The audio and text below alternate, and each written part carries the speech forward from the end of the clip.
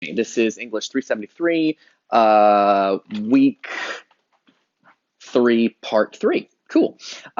So then we have the next person that the porter lets in. So the next person the porter lets in, um,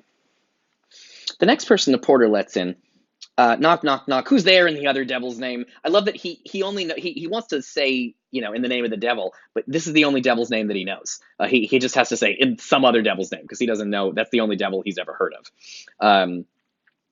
And then he says, the next person, faith. Here's an equivocator that could swear in both the scales against either scale, who committed treason enough for God's sake, yet could not equivocate to heaven. Oh, come in, equivocator.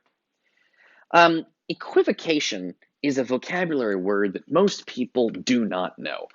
It is important to understanding this play, and so you've got to know what equivocation is. Equivocation is telling the truth technically, but in an extremely misleading and confusing way.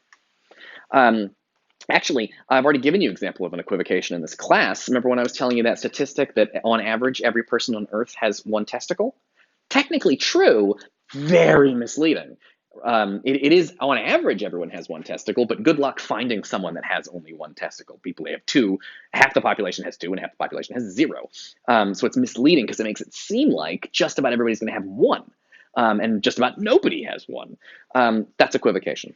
A better example of equivocation would be like if your girlfriend is like, did you sleep with that woman? And you go, no, baby, I swear I never slept with that woman. And then as soon as she walks away, you go, we didn't sleep all night. That's not what she meant. She wasn't actually asking you if you were asleep. She was asking you if you had sex with her. So technically you told the truth. Oh, baby, I promise I didn't never slept with that woman before. But that, what she meant. She meant, have you had sex with that woman? And you did have sex, but you just didn't sleep next to her. So technically you told the truth, but in a tricky way. And this is coming out of an important historical court case that was happening at Shakespeare's time about whether priests could get on the stand, and where they, I promise to tell the truth, the whole truth, and nothing but the truth. And there were some priests who were technically telling the truth, but in a misleading way, and people were wondering if they would go to hell for that. Anyway, it's not worth. I don't like history shit. But I'm going to come back and talk about equivocation and why that matters in a second. It is very important to the play. Okay, let's do one more. The next person he talks about is knock, knock, knock. Who's there? Faith. When he says faith, that means like truly. Faith, here's an English tailor, come hither for stealing out of a French hose. Come in, tailor, here you may roast your goose. This is a hard one to understand without a footnote, but the joke is that English tailors, people who make clothes, they rip their customers off. Basically, they use cheaper. They charge you for fancy material, and they say, "Oh, this is fancy. It's from France," but it's really garbage. So they're essentially stealing from you. They're stealing your money by giving you I don't know. The people that made clothes back then apparently were just scoundrels who would like steal your money. I mean, I guess we have overpriced clothes now, so it's not like that hard to understand. Knock, knock, never at quiet. What are you? But this place is too cold for hell. I'll devil porter it no further. So all of he's trying to open the door the entire time. But he decides, he's like, and he's got so much time, he's able to imagine, if I was opening the gate of hell, I'd have to stand here all day letting all these sinners in. And that also, and then he stops and he's like, you know what? I'm tired of this game. I'm not going to imagine I'm in hell anymore. We'll come back and talk about why that's important. This whole scene is incredibly important to the play, but everybody skips it. So then he says, I had thought to let in some of the professions that go the primrose way to everlasting bonfire. But he wanted to show all the different professions that send you to hell, but that would take forever because so many people go to hell. Macduff shows up. He says, I pray you remember the porter. That's funny. He's asking for a tip. He wants a tip. It took him like half an hour to open the door, and he's very drunk. And Macduff says, was it so late, friend, ere you went to bed, that you lie so late? Meaning, like, why are you still asleep on your job? Were you up late last night? Faith, sir, we were carousing till the second cock. That's late at night. And drink, sir, is a great provoker of three things. What three things does drink especially provoke? Marry just means truly. It's like by the Virgin Mary. It's like I'm saying, I promise this is true. He says, what three things does drinking alcohol, especially provoke? Nose painting, sleep, and urine. And that's his little joke, that alcohol causes three things. Nose painting, meaning alcoholics often have broken blood vessels in their nose from drinking too much. Nose painting, sleep, it makes you go to sleep, and it makes you pee. Then he has another thing that alcohol causes or provokes. He says, lechery, sir, it provokes and unprovokes. Lechery is wanting to have sex. It's lust. It's wanting to get laid. Lechery, sir, it provokes and unprovokes. It provokes the desire, but it takes away the performance. It makes you want to have sex, but it makes you unable to keep an erection. Therefore, much drink may be said to be an equivocator with lechery.